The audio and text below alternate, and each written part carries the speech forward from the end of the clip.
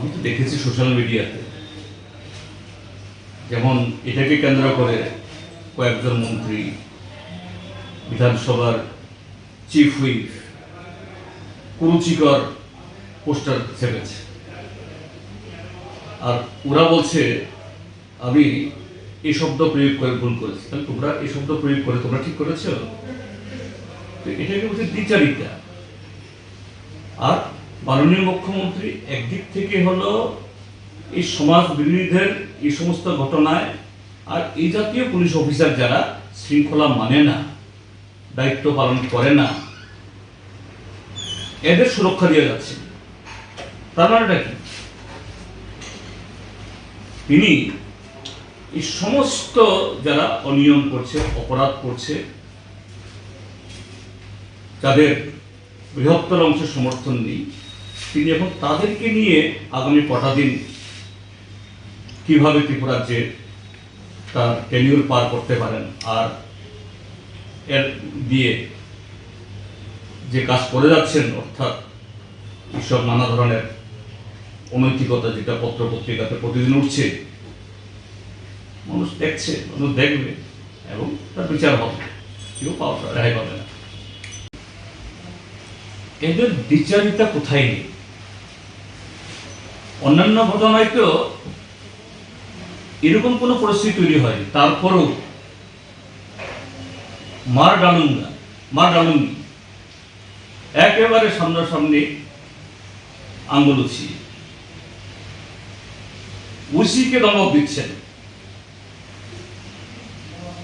SDM কে তার কর্তব্যরত অবস্থায় মিটিং চলাকালীন সময়েতে তাকে থামিয়ে লন্ডভন্ড করছে, ভিডিওর চেম্বারে ঢুকে সেখানে তার উপরে প্রায় দৈহিক আক্রমণ ঘটনা করেছে। রাজ্যের মাননীয় মুখ্যমন্ত্রী এবং তথাকথিত সার্ভিস অ্যাসোসিয়েশন একটি শব্দ নেই। সেটি দ্বিচারিতা কতটুকু হতে পারে? আমি তো গতকালই বলেছি, আমাকে যদি এরকম শব্দ প্রয়োগ না করতে হতো আমি খুবই খুশি হতাম। আমরা সাধারণত এইভাবে কাউকে সাথে কথা বলি না, কিন্তু পরিস্থিতি বাধ্য করেছে। এই যে একটার পর একটা তার ঘটনা বলি, ক্রনোলজি, যে এটা বলার পর আমার এই খারাপ লেগেছে, কেন আমাকে বলতে হলো, কিন্তু বাধ্য করেছে পরিস্থিতি। আরেকটা কথা বলতে চাইছি, এই যে তিনজন অফিসার যারা করেছেন, একজন আইএএস, একজন আইপিএস, একজন আইএফএস, আমি এটাও জিজ্ঞেস করব মাননীয় মুখ্য সচিবকে, আসলে এই সংগঠনের কোনো অস্তিত্ব আছে কিনা? কারণ আমাদের দেশের যে এই ব্যবস্থা, প্রশাসনিক ব্যবস্থা, এতে ওই গ্রুপ সি, গ্রুপ বি কর্মচারীদের তাদের অ্যাসোসিয়েশন আছে, ট্রেড ইউনিয়ন রাইট আছে, সে মোতাবেক তারা ইউনিয়ন করেন, ডেপুটেশন দেন, তাদের স্বার্থনী করেন। কিন্তু আমার গোচরে কোনো হয়নি, আসেনি এটা। হ্যাঁ, আইএসদের একটা অর্গানাইজেশন আছে, আইপিএসদের আলাদা আছে, আইএফএসদের আলাদা আছে, তিনটা সংগঠন মিলে একটা অল ইন্ডিয়া সার্ভিস অ্যাসোসিয়েশন আমার জানা নেই এবং কোন অধিকার মোতাবেক তারা করেছে। তারপরেও আমি বলেছি তাদের এই অনুভূতিকে, যে সেন্টিমেন্টকে আমি সম্মান দিচ্ছি এবং বলেছি আমি এরকম শব্দ প্রয়োগ না করতে হলেই ভালো হতো। তারপর বলেছি, জেনেও বলেছি আমি, কিন্তু আমি জিজ্ঞেস করবো এখন এরা অনুমোদিত কিনা, কোন অথরিটি তারা এই স্টেটমেন্টটা দিলেন, এরা দিতে পারে কিনা। এবং আমার কাছে এই খবরও আছে বিশ্বস্ত সূত্রে, একজন সিনিয়র আইপিএস অফিসার এখন খুব কাছের মুখ্যমন্ত্রী, তিনি এই কাজটা করিয়েছেন। দেখা যাক, তারা প্রশ্ন তুলেছেন বিবেকের, প্রশ্ন তুলেছেন শালীনতা। তো আমার অধিকার আছে, আমি তুলব। কিভাবে তাদের মানে অধিকার যেমন আছে, আমাদের অধিকার আছে, সে অধিকার হরণ হলে পরে সে অধিকার কিভাবে রক্ষা করতে হয় তা আমাকে সে ব্যবস্থা করতে হবে। দেখছি সামনে রাজ্য পুলিশের মহানির্দেশক ধনকর সাহেবের কাছে একটা চিঠি দিয়েছি। দক্ষিণ ত্রিপুরার পুলিশ আধিকারিক অর্থাৎ এসপি মহোদয়ের বিরুদ্ধে তার যে কর্তব্যে অবহেলা, শুধু অবহেলা বললে ভুল হবে, এটা ইন্টেনশনাল, অর্থাৎ তার পরিকল্পিতভাবে আমাদের এই কর্মসূচিকে বানচাল করার জন্য এবং এটাকে কেন্দ্র করে যাতে সেখানে একটা আইন শৃঙ্খলা পরিস্থিতি তৈরি হয় সেই ব্যবস্থা তিনি করেছিলেন। সেই অপরাধ মানসিকতা থেকে তিনি সেখানে পর্যাপ্ত ফোর্স মোতায়েন করেননি এবং যে ফোর্স মোতায়েন করা হয়েছে তাদেরকেও যদি সেরকম ভাবে নিয়োগ করা হতো, সেরকম ভাবে ব্রিফিং করে দেওয়া হতো, নির্দেশ দেওয়া হতো, এই যে ঘটনা তার বিন্দুমাত্র কিছু করতো না। আর আমাদেরকেও